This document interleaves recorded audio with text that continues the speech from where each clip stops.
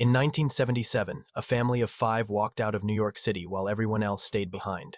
3 days later, 23 million people were trapped in the dark with no food, no water, and no way out. That family. They survived because of a single decision made 72 hours before the collapse. Here's what nobody talks about when it comes to survival. It's not the disaster that kills most people. It's the 72 hours before the disaster. The decisions you make in that window determine everything.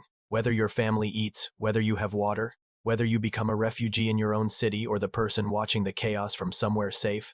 But here's the thing. Most people freeze. They wait for official instructions. They assume someone will fix it. And that hesitation.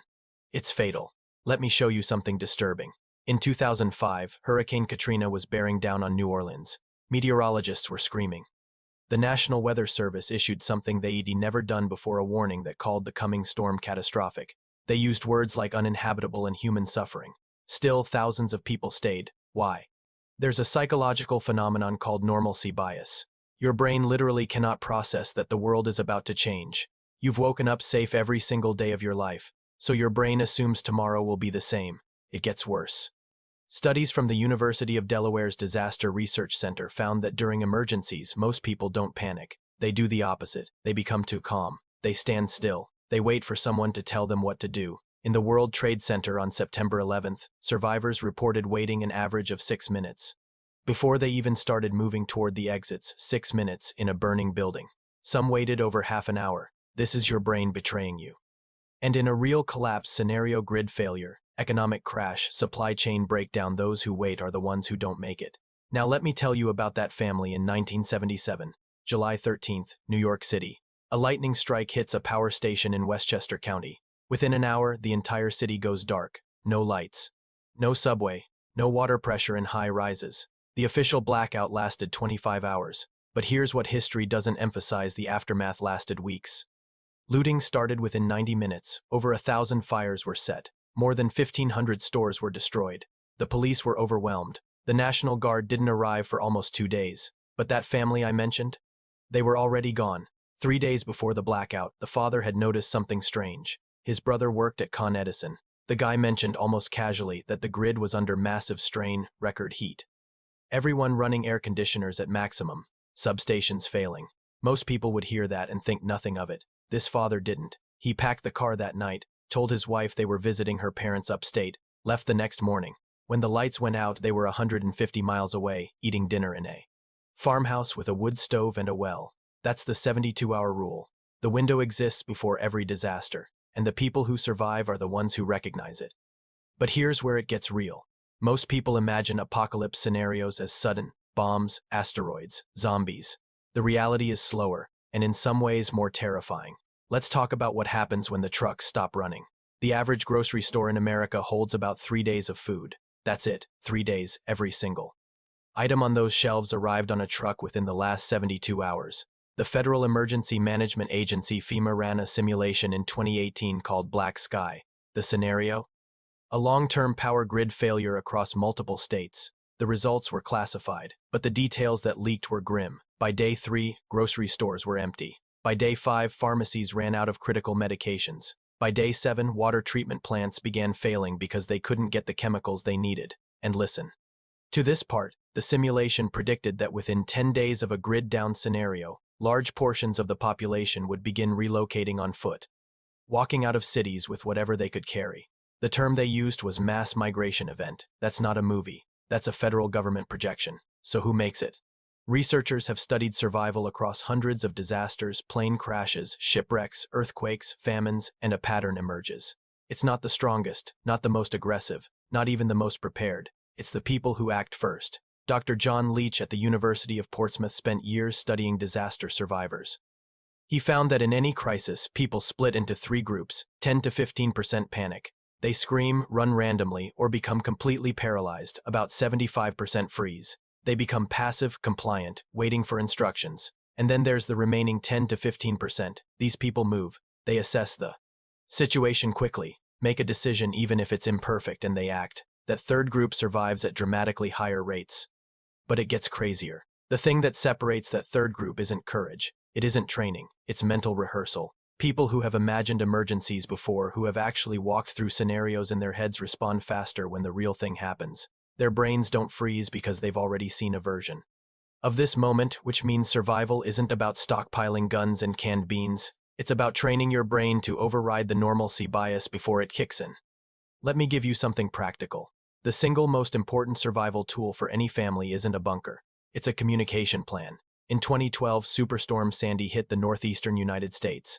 Cell towers were overwhelmed within the first hour.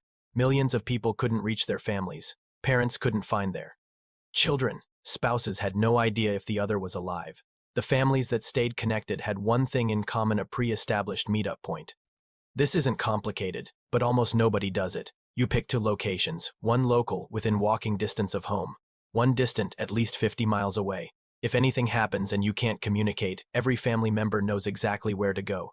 You pick a check-in time, say noon. If you're separated, you're at the meetup point at noon every day until you find each other. And here's the part people forget. You designate an out-of-state contact. During regional disasters, local phone lines jam. But long-distance calls often go through, so everyone in the family has the same contact: an aunt in Arizona, a college friend in Texas, and they check in with that person. The contact becomes the hub. This costs nothing, takes 10 minutes to set up, and it's the difference between finding your family and losing them in the chaos. Here's the uncomfortable truth. Every system you depend on — electricity, running water, food supply, emergency services — is more fragile than you think. Not because people are incompetent, but because complexity creates vulnerability. The 1977 New York blackout started with a single lightning bolt. The 2021 Texas grid failure started with frozen sensors at a few power plants. Small failures cascade, and when they do, the 72-hour window opens. Most people won't notice it. They'll assume things will go back to normal. They'll wait. But now you know. The clock starts before the crisis, not after. What you do with that knowledge is up to you.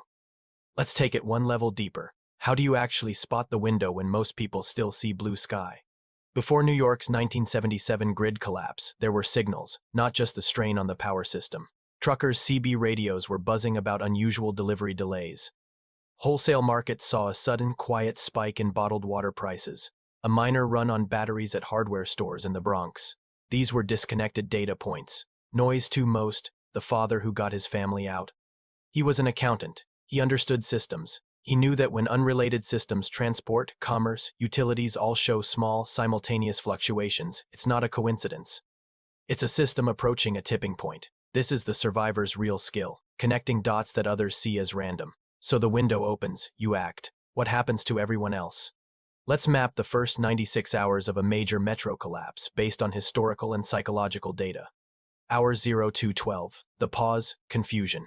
People assume it's temporary. They wait for TV or phones to tell them what's happening. Social cohesion holds. This is the golden period to move if you're going to. Hour 12 to 36. The realization: phones die, batteries drain. No news. The realization sinks in that this is intending soon. This is when normalcy bias shatters, replaced by growing anxiety. The first runs on stores begin, not for survival, but for comfort: snack foods, beer, cigarettes.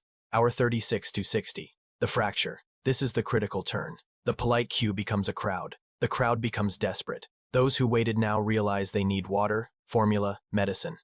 But the shelves are already picked clean. This is when social contracts begin to tear. You see the first localized conflicts, not over gold or guns, but over the last case of bottled water in a supermarket.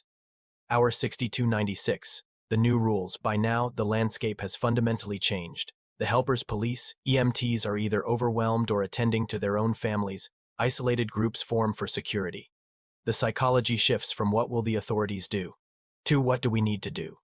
The mass migration event that FEMA prediction begins. This is no longer a disruption. It's a new reality, and the family that left during the pause is now not just safe there in another world entirely. The lesson isn't to live in fear, it's to live with awareness. That family from 1977 didn't have a secret bunker.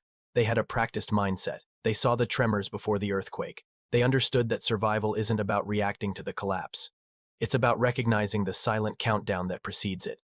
Your most vital preparation isn't in your basement. It's in your head. It's the decision made today to trust your own judgment over the crowd's hesitation when those first faint tremors begin. Because history shows us, again and again, when the lights finally go out, it was never about the darkness. It was about all the people who decided, too late, that they should have left before it got dark.